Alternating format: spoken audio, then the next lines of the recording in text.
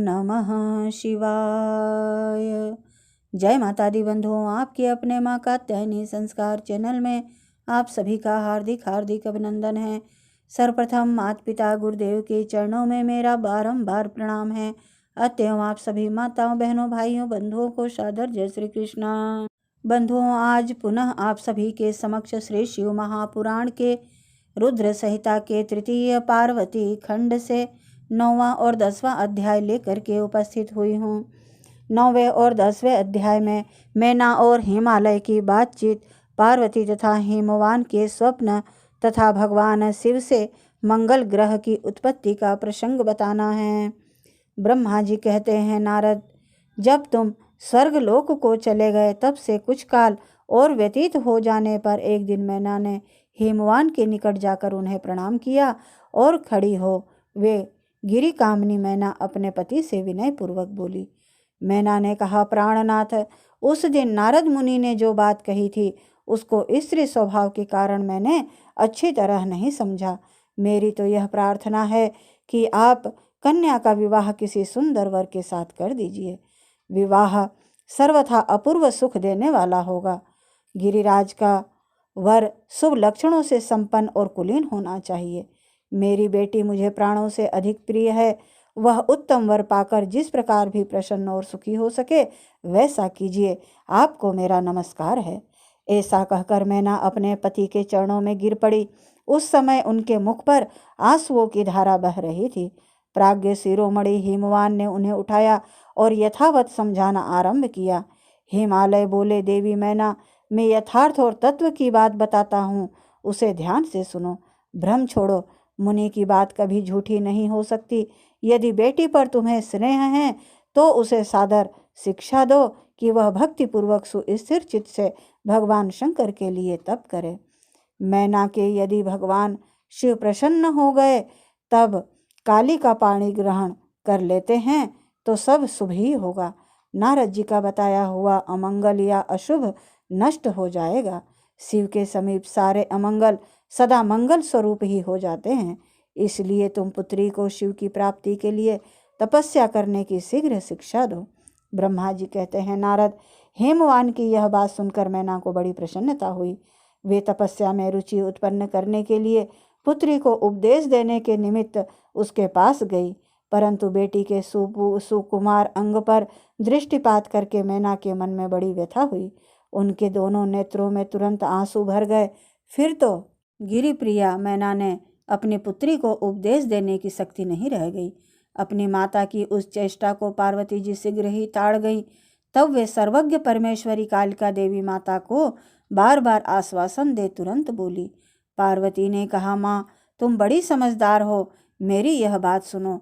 आज पिछली रात्रि के समय ब्रह्म मुहूर्त में मैंने एक स्वप्न देखा है, उसे बताती हूँ। माता जी, स्वप्न में एक दयालु एवं तपस्वी ब्राह्मण ने मुझे शिव की प्रसन्नता के लिए उत्तम तपस्या करने का प्रसन्नतापूर्वक उपदेश दिया है। नारद, यह सुनकर मैना ने शीघ्र अपने पति को बुलाया और पुत्री के देखे हुए स्वप्न को पूर्णतः कह सुनाया। मैना के मुख से पुत्री के स्वप्न को सुनकर गिरिराज हिमालय बड़े प्रसन्न हुए और अपनी प्रिय पत्नी को समझाते हुए बोले। गिरिराज ने कहा, प्रिय, पिछली रात में मैंने भी एक स्वप्न देखा है। मैं आदरपूर्वक उसे बताता हूँ, तुम प्रेम पूर्वक उसे सुनो। एक बड़े उत्तम तपस्वी थे। नारद जी ने वर के जैसे लक्षण बताए थे। उन्हीं लक्षणों से युक्त शरीर को उन्होंने धारण कर रखा था। वे बड़ी प्रसन्नता के साथ मेरे नगर के निकट तपस्या करने के लिए आए। उन्हें देखकर मुझे बड़ा हर्ष हुआ और मैं अपनी पुत्री को साथ लेकर उनके पास गया। उस समय मुझे ज्ञात हुआ कि नारद जी के बताए हुए वर भगवान शंभु ये ही हैं। तब मैंने उन तपस्वी की सेवा के लिए अपनी पुत्री को उपदेश देकर उनसे भी प्रार्थना की कि वे इसकी सेवा स्वीकार करें, परंतु उस समय उन्होंने मेरी बात नहीं मानी। इतने में ही वहाँ सांख्य और वेदांत के अनुसार बहुत बड़ा विवाद छिड़ गया। तदंतर उनकी आज्ञा से मेरी बेटी वहीं रह गई और अपने हृदय में उन्हीं की कामना रखकर भक्तिपूर्वक उनकी सेवा करने लगी। सुमुखी, यही मेरा देखा हुआ स्वप्न है जिसे मैंने तुम्हें बता दिया। अतः प्रिय, मैंने कुछ काल तक इस स्वप्न के फल की परीक्षा या प्रतीक्षा करनी चाहिए। इस समय यही उचित जान पड़ता है। तुम निश्चित समझो, यही मेरा विचार है। ब्रह्मा जी कहते हैं, मुनीश्वर नारद ऐसा कहकर गिरिराज हिमवान और मैनाका शुद्ध हृदय से उस स्वप्न के फल की परीक्षा एवं प्रतीक्षा करने लगे। देवर से शिव भक्त शिरोमणि भगवान शंकर का यश परम पावन, मंगलकारी, भक्तिवर्धक और उत्तम है। तुम इसे आदर पूर्वक सुनो। दक्ष यज्ञ से अपने निवास स्थान कैलाश पर्वत पर आकर भगवान शंभु प्रिया विरह से कातर हो गए और प्राणों से भी अधिक प्यारी सती देवी का हृदय से चिंतन करने लगे। अपने पार्षदों को बुलाकर सती के लिए शोक करते हुए उनके प्रेम वर्धक गुणों का अत्यंत प्रीतिपूर्वक वर्णन करने लगे। यह सब उन्होंने सांसारिक गति को दिखाने के लिए किया। फिर गृहस्थ आश्रम की सुंदर स्थिति तथा नीति रीति का परित्याग करके वे दिगंबर हो गए और सब लोकों में उन्मत्त की भांति भ्रमण करने लगे। लीला कुशल होने के कारण विरह की अवस्था का प्रदर्शन करने लगे। सती के विरह से दुखित हो कहीं भी उनका दर्शन न पाकर भक्त कल्याणकारी भगवान शंकर पुनः कैलाश गिरी पर लौट आए और मन को यत्नपूर्वक एकाग्र करके उन्होंने समाधि लगा ली, जो समस्त दुखों का नाश करने वाली है। समाधि में वे अविनाशी स्वरूप का दर्शन करने लगे। इस तरह तीनों गुणों से रहित हो भगवान शिव चिरकाल तक सुस्थिर भाव से समाधि लगाए बैठे रहे। वे प्रभु स्वयं ही माया के अधिपति निर्विकार पर ब्रह्म हैं। तदंतर जब असंख्य वर्ष व्यतीत हो गए तब उन्होंने समाधि छोड़ी। उसके तुरंत बाद जो चरित्र हुआ उसे मैं तुम्हें बताता हूँ। भगवान शिव के ललाट से उस समय श्रम जनित पसीने की एक बूंद पृथ्वी पर गिरी और तत्काल एक शिशु के रूप में परिणित हो गई। मुने उस बालक के 4 भुजाएं थी, शरीर की कांति लाल थी और आकार मनोहर था। दिव्य धूति से दीप्तिमान वह शोभाशाली बालक अत्यंत दुसह तेज से संपन्न था। तथापि उस समय लोकाचार परायण परमेश्वर शिव के आगे वह साधारण शिशु की भांति रोने लगा। यह देख पृथ्वी भगवान शंकर के भयमान उत्तम बुद्धि से विचार करने के पश्चात सुंदरी स्त्री का रूप धारण करके वहीं प्रकट हो गई। उन्होंने उस सुंदर बालक को तुरंत उठाकर अपनी गोद में रख लिया और अपने ऊपर प्रकट होने वाले दूध को ही स्तन्य के रूप में उसे पिलाने लगी। उन्होंने स्नेह से उसका मुंह चूमा और अपना ही बालक मान हंस हंस कर उसे खिलाने लगी।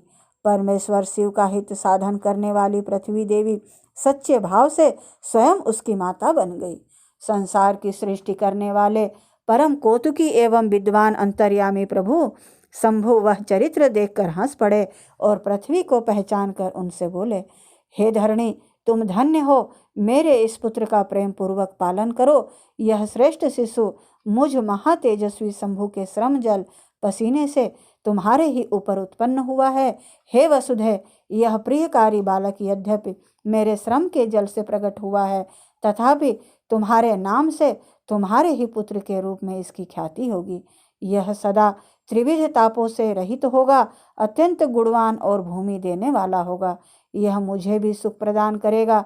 तुम इसे अपनी रुचि के अनुसार ग्रहण करो। ब्रह्मा जी कहते हैं, नारद, ऐसा कहकर भगवान शिव चुप हो गए। उनके हृदय से विरह का भाव कुछ कम हो गया। उनमें विरह क्या था, वे लोकाचार का पालन कर रहे थे। वास्तव में सत्पुरुषों के प्रिय श्री रुद्रदेव निर्विकार परमात्मा ही हैं। शिव की उपयुक्त आज्ञा को सिरोधार्य करके पुत्र सहित पृथ्वी देवी शीघ्र ही अपने स्थान को चली गई। उन्हें अत्यंतिक सुख मिला। आंतरिक सुख मिलने पर वह बालक भौम नाम से प्रसिद्ध हो युवा होने पर तुरंत काशी चला गया और वहां उसने दीर्घकाल तक भगवान शंकर की सेवा की। विश्वनाथ जी की कृपा से ग्रह की पदवी पाकर वे भूमि कुमार शीघ्र ही श्रेष्ठ एवं दिव्य लोक में चले गए, जो शुक्र लोक से परे है। ओम नमः शिवाय। इस प्रकार श्री शिव महापुराण के रुद्र संहिता के तृतीय पार्वती खंड से 9वां और 10वां अध्याय पूर्ण हुआ। ओम नमः शिवाय। बंधुओं, यदि मेरा यह प्रयास आपको अच्छा लगे तो प्लीज़ लाइक, शेयर व सब्सक्राइब अवश्य करें। धन्यवाद। जय माता दी बंधुओं।